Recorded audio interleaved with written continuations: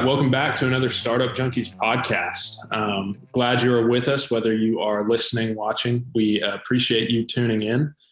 Be sure to check up on the Startup Junkies podcast weekly for new episodes every week. So my name is Davis McEntire. I'm joined today by co-hosts Jeff and Grace. How are you guys doing?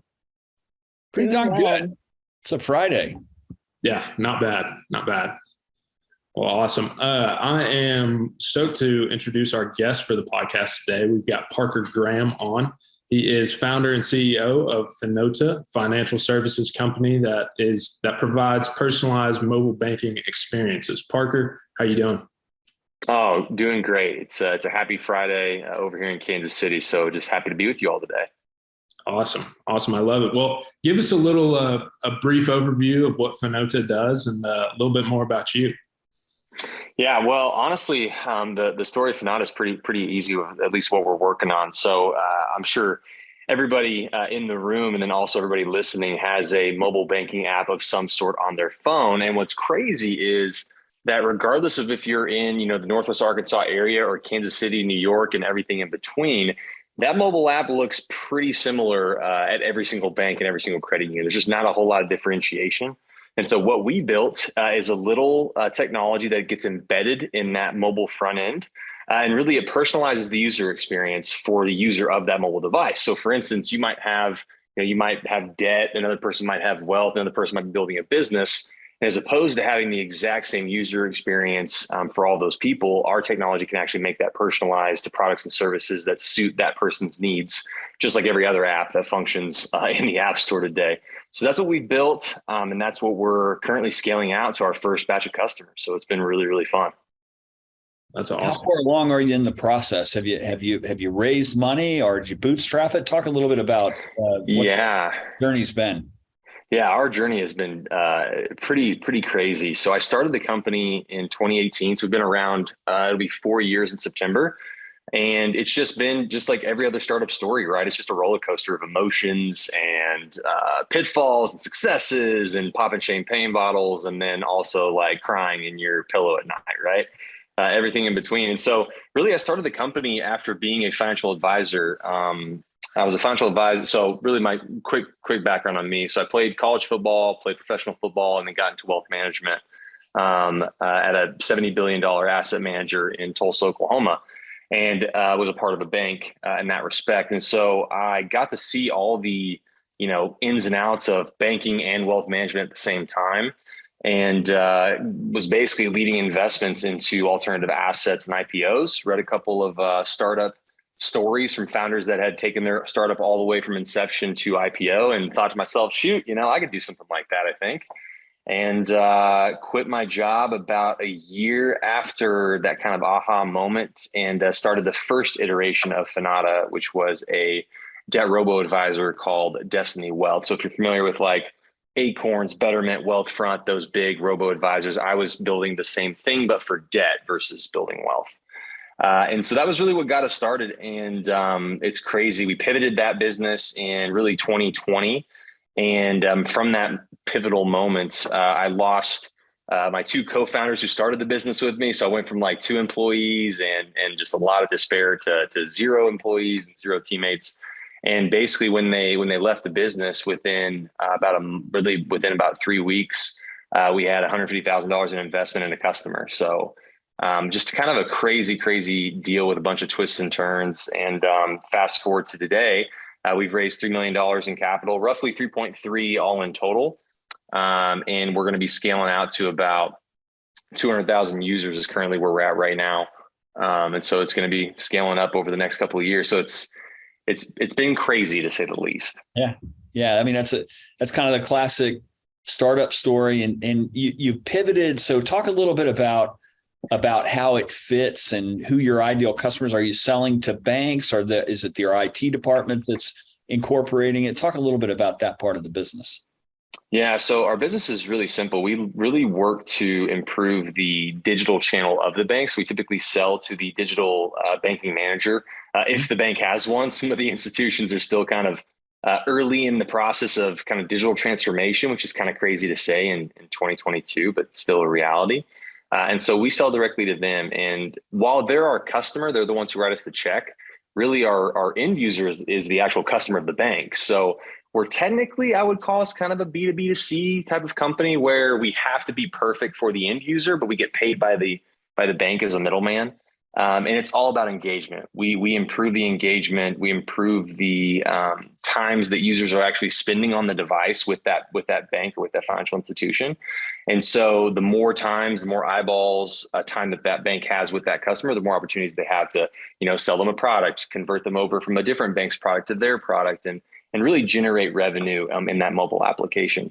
One of the crazy things that I learned was that like no bank, no financial institution in the country makes money with their mobile app. It's literally a sunk cost. And so we're actually one of the first, if not the first pioneers to finally generate revenue in that channel. So it's been a crazy opportunity to talk to these bankers who are trying to put sales goals on that digital channel for the first time.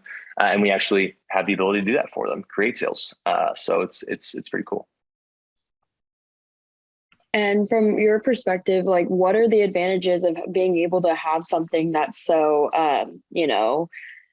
not universal, but, adjustable for the end user, for everybody else who's using mobile banking? What's the use for them to be able to personalize their mobile app?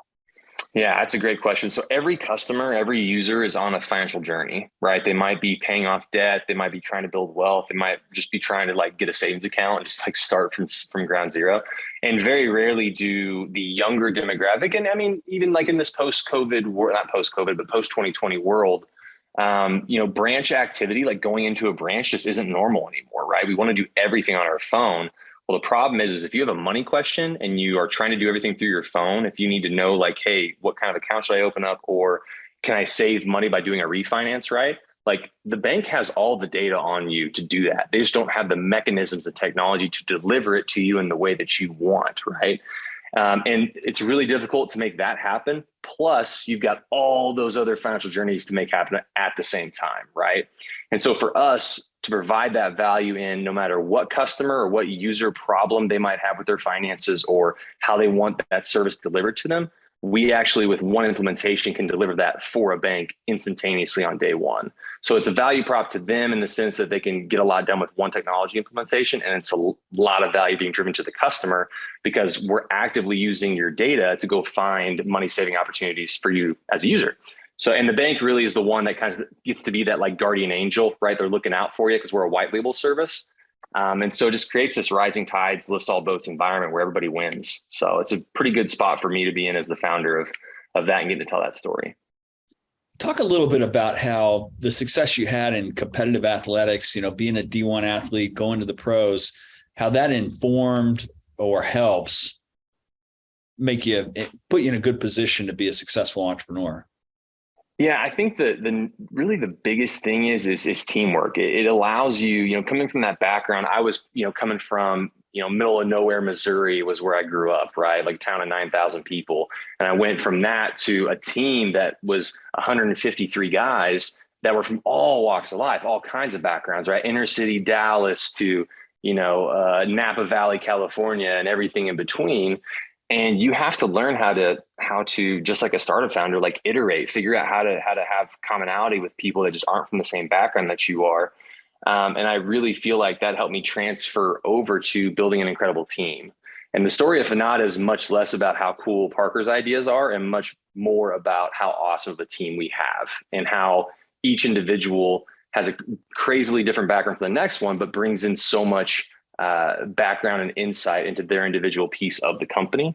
So I think that's probably the biggest thing that I learned is just being able to operate and bring a team together and operate that team in a very, very efficient manner, if that makes sense.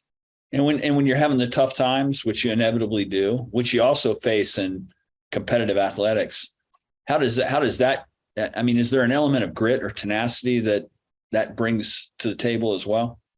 Well, you could call it grit, tenacity, insanity might be a better word, just because you can just, the definition of insanity is, repeating the same thing over and over again, expecting a different result, right?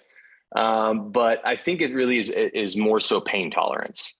Yeah, I think what separates, really great founders from mediocre ones, and even in most cases, like really great startups versus mediocre ones, is pain tolerance. How much pain can you take to see the vision of what you want to see in the world, to bring it to life? Like, how much can you actually endure? And not that it's bad to give up on a dream. Like that's not what I'm saying. It's just more so that more often than not, if you will just survive and live for another day, you'll figure out something that you didn't know the day before. And then when you compound that day after day after day after day after day, it makes it a lot easier to find overnight success, if you will, if you just stick with it. And 100%. So I played offensive line, which is the most unregarded like position on the field, right? We don't get in the paper. We're not the well-known group on the team. But what we are is a very strong nucleus that has to operate. And if we don't operate, the rest of the team isn't going to be able to function, right? It's actually one of the most unique cases where every other position group on the field is an individual, right? You got quarterback, running back, wide receiver, they're all can operate independently of one another. If the O-line is not intact together and operating as one old machine, the whole entire play falls apart, right? And so to do that, you have to, again, have a really high pain tolerance. You have to be able to operate as a group and not have one missing link, because you'll fail if you do. So those are 100% transferable, even though, like I said, some insanity has to be a part of the job as well.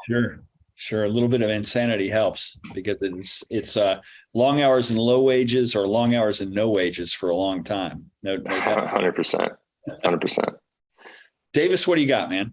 Yeah, well, I would just like to speak to that. I think that's a lot of entrepreneurs' personalities. Whether they succeed, oftentimes they have to have that grit, that tenacity, just to be able to push through, and get to the end goal. But real quick, kind of bringing it back to the inception of Finotta and kind of this idea, what do you think? Why weren't banks really innovative in this space? Why did it have to be a sunk cost? Why weren't they kind of approaching it the way you guys are? I find that super interesting. Yeah, it's honestly the running joke when I have a conversation about just banking technology.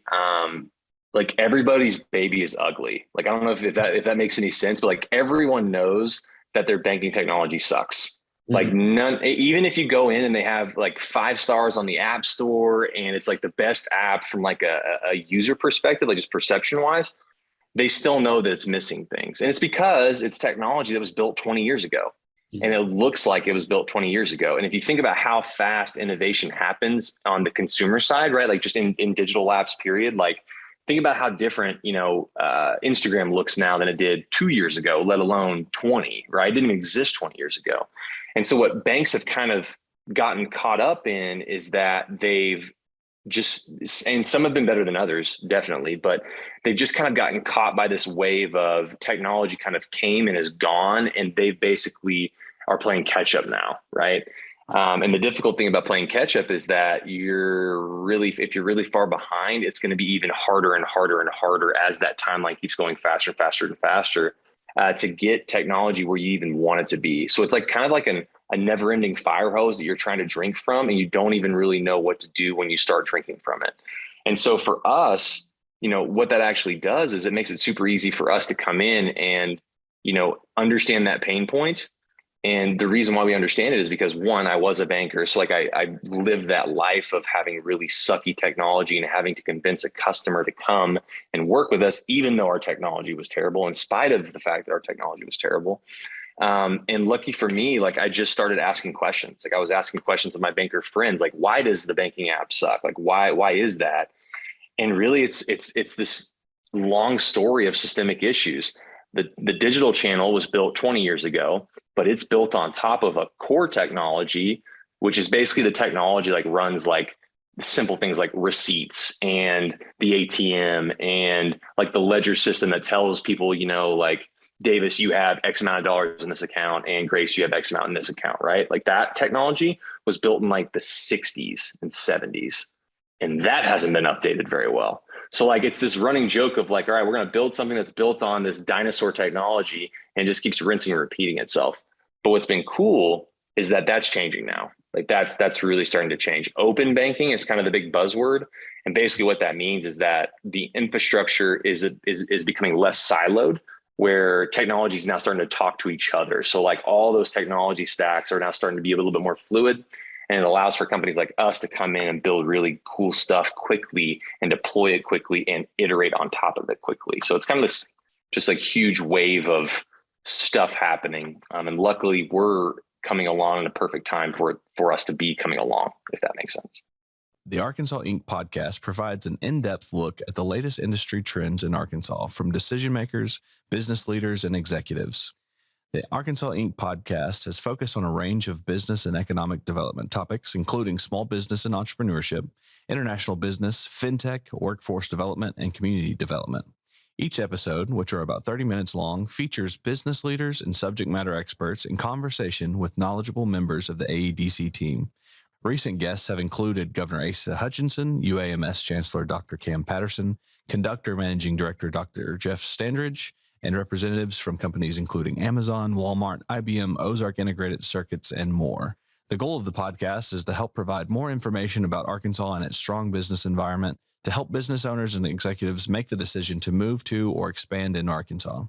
The Arkansas Inc. podcast is available on Apple Podcasts, Spotify, Stitcher, and other podcast apps. Just search for Arkansas Inc. To learn more or subscribe to Arkansas Inc. podcast, visit arkansasedc.com/podcast. Absolutely. What kind of consumer, feedback have you gotten? Because I mean, I can tell you right now with my mobile banking app, trying to operate the pages or, schedule and press the wrong button, it's gone. Can't even find it. So what kind of feedback have y'all gotten? Feedback's been incredible, to the point where we've actually had to turn down fundraising opportunities because people have been hearing about it so much they want to kind of double down on their investments. And we're just in a situation right now where we're like, no, we're going to keep building the way that we're building and keep getting more and more data so that when we do want to raise capital, we can kind of name our price, if that makes sense. But other than that, I mean, you can kind of, I can pull a bunch of different stories just out of our user feedback sessions about 60-year-old, ladies who have used our software to basically help them figure out how to save a little bit more money before they retire because all they have is Social Security sitting with them. It's actually really heart-wrenching things that you'll hear in these user interviews because money is so personal, right? We've got folks that have used our software in the past to double down on home investments and figure out how to leverage themselves to become, home investors and retail investors and stuff. And the crazier ones though are individuals that you wouldn't even think have money problems, 30-year-olds that have $200,000 in debt and are making $50,000 a year. And our software is helping them proactively figure out, what to do with their money. It's powerful stuff like that. So very emotional, very empowering for us to hear. And the resounding result is that everybody loves it. So now we get to have the fun time of selling that to other institutions and continue to build our company, build our empire, and then figure out what the next thing is that we're going to build and just keep that train going as long as we can. Yeah. Very, very powerful. And just real quick, you mentioned kind of holding off on investments, gathering more data, to what capital you've raised so far. What kind of advice would you have to maybe an entrepreneur listening that's, they're having a lot of buzz around the idea, how do they not raise capital too quickly? Or, where is that kind of threshold to where, let's hold it here, get some more business, and then maybe. Yeah. The thing I tell all entrepreneurs, and I'm at this point in my career where I'm becoming more of a mentor to founders and just trying to figure out and help them miss hurdles that I definitely ran face forward into. And the biggest thing I can tell you on investments is that your story is gonna be different than mine. I tried to raise money for 3 years and couldn't until I could. Now I can. And that's a weird way to explain that. But the reality is that your business to raise capital has to be in a certain point, has to be at a certain point in your life cycle to be able to go get investment. And if you toil and try to raise it too early, you're just wasting your time. You're not going to have the metrics that these investors are going to want. And it depends on what kind of investors you're going after too, right? There's just so many different ways to carve up that conversation. But if I could just give one piece of advice, I guess I'm going to give you two. So the first one is right now, this season that we're in, this recessionary, kind of weird macroeconomic environment that we're in right now, valuations are cut in half. I mean, if you would have raised a year ago, you'd be worth twice of what you would do if you raised right now, right? It's the first thing. This is just not a great time to raise capital as a founder, unless you are undeniably growing at a clip that people just want to throw money at you, which still can't happen. But the number one thing is if you can kind of just weather a little bit of a storm for the next 6 months, just do that. You're going to thank yourself later. The second piece that I will say is that if you need cash now, you need to go get cash now. That's the other thing, right? I'm talking kind of out of both sides of my mouth, but if you need cash today, don't worry about the dilution that you're going to take. Just go get the cash that you need so you can survive and keep winning and keep thriving. And so for those that are lucky in the sense that I am, that we raised last year, and so we have enough capital, be patient. Get your metrics in order so that when you want to raise capital, you can go raise capital, right? The worst thing that you can do is get on the treadmill where you're constantly consuming and constantly needing more, from that whether it's venture dollars or angel dollars or whatever it might be. And also the last piece there is just do the best you can. That's all you can do. Don't beat yourself up if you make a mistake. It happens, move on, learn from it. I think they say your first startup is your PhD in entrepreneurship anyways. So hopefully the mistake is not a massive one. You can keep thriving and keep going. But when it comes to investments, it's just such a crapshoot that that's really the only three things that I can say about it, to be honest. I'm going to change gears on you a little bit here because we've always had kind of a great affinity with Kansas City and the entrepreneurial scene that's up there. It's not that far away from where we are in Northwest Arkansas, 3.5 hour drive. And we've actually, through our funds, made investments in companies that are up there and vice versa. There's groups up there that have invested in Northwest Arkansas companies. How do you find the Kansas City venture scene now that you're kind of in it? And what are your thoughts? Well, I'm probably, Jeff, a interesting person to ask that question because I've had two people on my cap table that are from Kansas City. And I probably won't have any investors in our next round that are from Kansas City, I don't think. So I'm kind of an anomaly, I would say.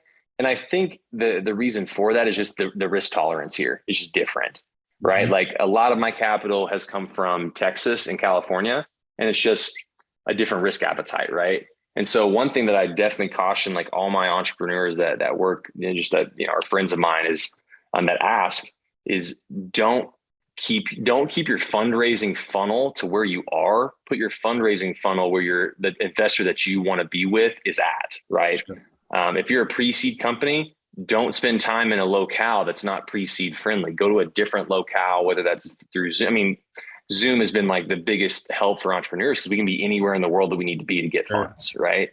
And so just don't limit your scope. But I think that the cool thing about Kansas City specifically, and really the Midwest region in general, is that risk tolerance it's getting lower, if that makes sense. Excuse me, no, it's getting higher, right? Right. We're getting earlier and earlier, and all we need is more exits. The more exits that we have, the more investors that realize those exits, the more likely they're going to be to put more money at riskier funds. And if we have riskier funds, that means we open up dollars for riskier bets on entrepreneurs that are earlier, right? It's that equation. And so being realistic about that is helpful. I hate when I hear entrepreneurs here in Kansas City talk about, oh, there's no money here. There's no money here. There's no money here. My response every time is okay, go find it then. Why are we just sitting here, moaning about it? Go be an entrepreneur, go figure it out. Yeah. So it's something that's very near and dear to my heart. I do feel like whenever I exit a company at some time, I will be a part of that new wave that will be starting those funds. And that's what we have to get here. We have to get that. It's true for most emerging areas that density matters and these exits are episodic. It's hard to predict how many you'll have, but until you have a density of a lot of exits and people reinvesting in that virtuous cycle, it could be really difficult. Well, listen, one way that we like to kind of land the plane on these conversations, so to speak, is you've had this pretty incredible career path and this life experience. If you could roll the clock back 10 years, go in a time machine to the younger Parker Graham, maybe while you're at OSU or you're thinking about your next move, What bit of advice would you give your younger self based on all this accumulated experience? The first joke that came into my head was drink less beer, but that's just that's neither here nor there. That's required if you're an offensive lineman, right? You got to drink. Fair. That's fair. Yeah. We had a lot of fun. Different story for a different day. So 10 years ago, honestly, I would say I battled a lot of fear of failure, excuse me, when I first got started in just in life, right? So it's 2022 right now. I would have been just getting kind of my senior year of football, kind of thinking about that next step. And I would have said, like, I wish I would have started building businesses sooner. I always had ideas and I didn't really understand. I didn't understand I was an entrepreneur until I realized I was an entrepreneur, if that makes sense. Like, I'm very well suited for this lifestyle. Kind of like what we already mentioned, right? I'm a little bit off and have a high pain tolerance. Like, there's not very many places that you can go and be successful with those things. Corporate America, when I was in corporate America, I rubbed people the wrong way sometimes because I hate bureaucratic red tape and I hate having a process because it's always been that way, right? I'm the first guy to question those things. And I would say, probably I would tell myself, just don't worry about that fear. Just bet on yourself. Just do what that gut feeling that you have. I call it a gremlin that's like telling you to do something and like work on something and build something. Like, I should have listened to that gremlin a heck of a lot earlier. And I probably would have learned, I mean, my knowledge gap would have been way less at this stage if I would have done that. So that's probably the number one thing. Great answer. Yeah. Great advice. Where can our audience find out more about your venture and you? What's the best way for them to find out more? Well, first off, if anybody wants us to work with their bank or credit union, go to www.finotta.com and figure out how to get us in touch with the banker. Other than that, really the biggest thing, I mean, I'm not a big social media guy, but we do have an incredible podcast as well.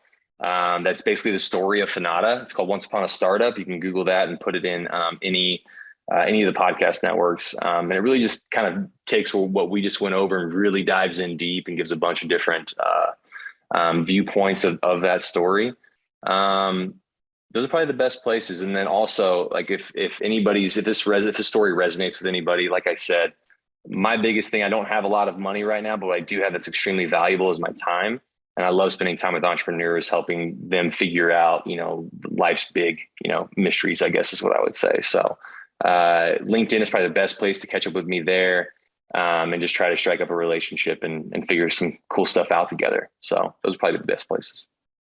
Thanks for coming on and sharing your story, and best of luck with Finotta. I mean, it's exciting, and hopefully you can change the way bankers do their thing so that it's more approachable and feels like the 21st century versus 1986. 100%. We're really trying to create a new world where, financial equality is accessible for everyone. And this is kind of that first step. So I appreciate you all. I appreciate you all letting me come on here.